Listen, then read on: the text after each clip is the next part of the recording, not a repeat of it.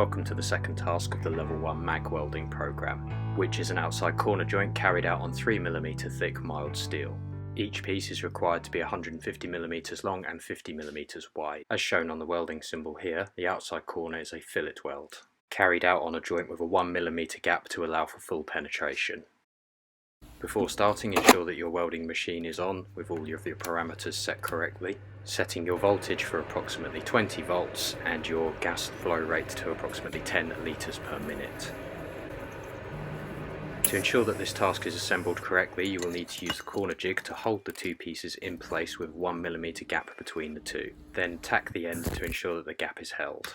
At this point it is very important that you have an even gap all the way down the joint so you can adjust it with your hand before putting it back into the jig and tacking the other end. You can check the width of your gap using a ruler. Between tacks, ensure that you remove the oxidized material from your electrode. Before welding, check that your joint is evenly spaced all the way down its entire length, without any overlap. Before welding, ensure that you turn your voltage down to approximately 16 volts. This weld is to be carried out in the PA position with the electrode pointing directly at the centre of the joint with a travel angle of 10 to 15 degrees, with an electrode stick out of 10 to 12mm.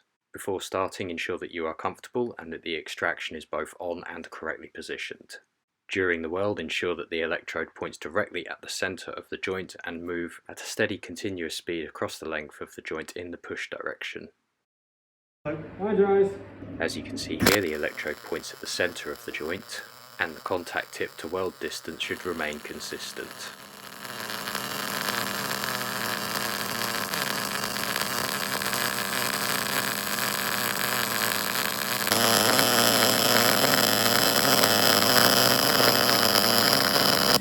Your completed weld should be consistent and have a rounded profile filling the entire groove and have full penetration along the root.